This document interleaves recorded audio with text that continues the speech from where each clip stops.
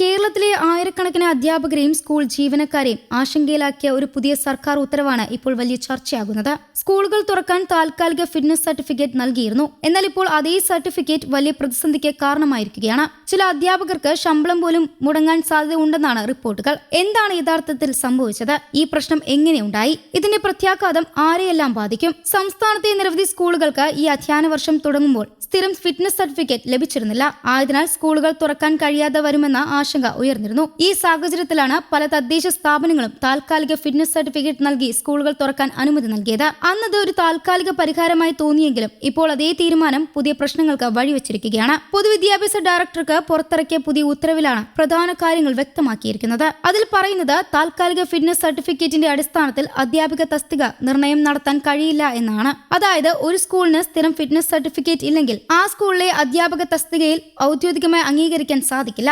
ഇതിന്റെ ഏറ്റവും വലിയ പ്രത്യാഘാതം അധ്യാപകരെയും സ്കൂൾ ജീവനക്കാരെയും ബാധിക്കാനാണ് സാധ്യത. ഉത്തരവനുസരിച്ച് ഇത്തരം സ്കൂളുകളിലെ അധ്യാപകർക്ക് ജൂലൈ 15 മുതൽ ശമ്പളം നൽകാൻ കഴിയില്ല എന്നാണ് വ്യക്തമാക്കിയിരിക്കുന്നത്. കൂടാതെ അവരെ സീനിയോറിറ്റിയുടെ അടിസ്ഥാനത്തിൽ മറ്റ് സ്കൂളുകളിലേക്ക് ക്രമീകരിക്കാനും നിർദ്ദേശം നൽകിയിട്ടുണ്ട്. ഇത് കേട്ടതോടെ നിരവധി അധ്യാപകരും ജീവനക്കാരും ആശങ്കയിലാണ്. കാരണം ജോലി തുടരുമോ, ശമ്പളം ലഭിക്കുമോ എന്ന കാര്യത്തിൽ ഇപ്പോൾ വ്യക്തതയില്ല. സംസ്ഥാനത്ത് എത്ര സ്കൂളുകൾക്ക് ഇപ്പോഴും സ്ഥിരം ഫിറ്റ്നസ് സർട്ടിഫിക്കറ്റ് ലഭിച്ചിട്ടില്ല എന്ന കണക്ക് സർക്കാർ ഇതുവരെ പുറത്തുവിട്ടിട്ടില്ല. എന്നാൽ നിരവധി സ്കൂളുകൾക്ക് ഇപ്പോഴും താൽക്കാലിക ഫിറ്റ്നസ് മാത്രമാണ് ഉള്ളതെന്ന് സർക്കാർ തന്നെ സമ്മതിച്ചിട്ടുണ്ട്. സാധാരണ ഒരു സ്കൂൾ തുറക്കുന്നതിന് മുമ്പ് കെട്ടിടം സുരക്ഷിതമാണെന്ന് ഉറപ്പാക്കണം. അതോടൊപ്പം കുടിവെള്ളം, ശുചിമുറി, ശുചിത്വം, മറ്റ് അടിസ്ഥാന സൗകര്യങ്ങൾ എന്നിവയും പരിശോധിച്ച ശേഷമാണ് തദ്ദേശ സ്ഥാപനങ്ങൾ ഫിറ്റ്നസ് സർട്ടിഫിക്കറ്റ് നൽകുന്നത്. ഈ സർട്ടിഫിക്കറ്റ് ലഭിച്ചാൽ മാത്രമേ സ്കൂളുകൾ തുറക്കാവൂ എന്നതാണ് നിലവിലുള്ള ചട്ടം. എന്നാൽ ഈ വർഷം ഫിറ്റ്നസ് സർട്ടിഫിക്കറ്റ് നൽകുന്നതിനുള്ള സർക്കാർ നിർദ്ദേശങ്ങളിൽ ചില സങ്കീർണങ്ങൾ ഉണ്ടായി എന്നാണ് സ്കൂൾ അധികൃതർ പറയുന്നത്. പ്രധാന അധ്യാപകരും മാനേജർമാരും ഇതിനെതിരെ പരാതിയുമായി രംഗത്തെത്തിയതിനെ തുടർന്ന് സർക്കാർ ചില ഇളവുകൾ അനുവദിച്ചു. അതിന്റെ ഭാഗമായാണ് പല സ്കൂളുകൾക്കും താൽക്കാലിക ഫിറ്റ്നസ് നൽകി ക്ലാസുകൾ ആരംഭിക്കാൻ അനുമതി നൽകിയത്. പക്ഷേ സമയം വളരെ കുറവായതിനാൽ എല്ലാ സ്കൂളുകൾക്കും സ്ഥിരം ഫിറ്റ്നസ് സർട്ടിഫിക്കറ്റ് ലഭിച്ചില്ല. അധ്യയന വർഷം ആരംഭിക്കുമ്പോൾ ഏകദേശം 1000-ഓളം സ്കൂളുകൾക്ക് സ്ഥിരം ഫിറ്റ്നസ് ഉണ്ടായിരുന്നില്ല എന്നാണ് റിപ്പോർട്ടുകൾ. ഇപ്പോൾ അതേ കാരണമാണ് അധ്യാപകരുടെ ശമ്പളവും തസ്തികകളും സംബന്ധിച്ച പ്രശ്നങ്ങൾക്ക് വഴിവെച്ചിരിക്കുന്നത്. ഒരു സ്കൂളിലെ അധ്യാപകരുടെ എണ്ണം എത്ര വേണം,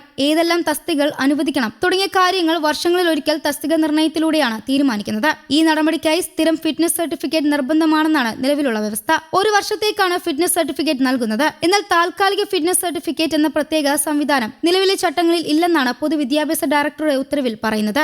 അതുകൊണ്ട് തന്നെ താൽക്കാലിക സർട്ടിഫിക്കറ്റ് മാത്രമുള്ള സ്കൂളുകളുടെ തസ്തിക നിർണയം ഇപ്പോൾ തടസ്സപ്പെട്ടിരിക്കുകയാണ്. അതേസമയം സുരക്ഷിതമില്ലാത്ത കെട്ടിടങ്ങളിൽ ക്ലാസുകൾ നടത്താൻ പാടില്ലെന്ന നിർദ്ദേശവും സർക്കാർ വീണ്ടും ഓർപ്പിച്ചിട്ടുണ്ട്. ഇതിനിടെ വിവിധ അധ്യാപക സംഘടനകളും വിഷയത്തിൽ ശക്തമായി പ്രതികരിച്ചിട്ടുണ്ട്. സർക്കാർ സ്കൂൾ പ്രധാന അധ്യാപകരുടെ സംഘടനയായ KGPSHA പറയുന്നത് തദ്ദേശ സ്ഥാപനങ്ങൾ അധിക നിബന്ധനകൾ കൊണ്ടുവന്നതാണ് ഇപ്പോഴത്തെ പ്രതിസന്ധിക്ക് പ്രധാന കാരണമെന്നാണ്. മറുവശത്ത് KSTA ആരോപണം മറ്റൊന്നാണ്. ഫിറ്റ്നസ് സർട്ടിഫിക്കറ്റുമായി ബന്ധപ്പെട്ട മുഴുവൻ ഉത്തരവാദിത്വവും അധ്യാപകരുടെ മേൽ ചുമത്തി സർക്കാർ ഒഴിഞ്ഞു മാറുകയാണെന്നാണ് സംഘടനയുടെ വിമർശനം. NTUവും വിഷയത്തിൽ പ്രതികരിച്ചിട്ടുണ്ട്. ഈ പ്രശ്നത്തിന്റെ പേരിൽ ഒരു സ്കൂൾ പോലും അടച്ചുപൂട്ടുന്ന സാഹചര്യം ഉണ്ടാകരുതെന്നും അവർ ആവശ്യപ്പെട്ടു. ഇപ്പോൾ ഏറ്റവും വലിയ ചോദ്യം ഇതാണ്: ഈ പ്രശ്നത്തിന് സർക്കാർ എങ്ങനെ പരിഹാരം കാണും? കാരണം സ്കൂളുകൾ പ്രവർത്തിക്കുന്നുണ്ട്, വിദ്യാർത്ഥികൾ ക്ലാസുകളിൽ എത്തുന്നുണ്ട്. എന്നാൽ അതേസമയം അധ്യാപകരുടെ ശമ്പളവും തസ്തികയും അനിശ്ചിതത്തിലാക്കുന്ന സാഹചര്യം തുടരുകയാണ്. ഇത്തരമൊരു അവസ്ഥ അധികനാൾ തുടർന്നാൽ അത് വിദ്യാഭ്യാസ മേഖലയെ തന്നെ ബാധിക്കുമെന്നാണ് ആശങ്ക. അതുകൊണ്ട് തന്നെ സർക്കാർ അടിയന്തരമായി ഇടപെട്ട് വ്യക്തമായ മാർഗനിർദ്ദേശം നൽകണമെന്നാണ് അധ്യാപകരും സംഘടനകളും ആവശ്യപ്പെടുന്നത്.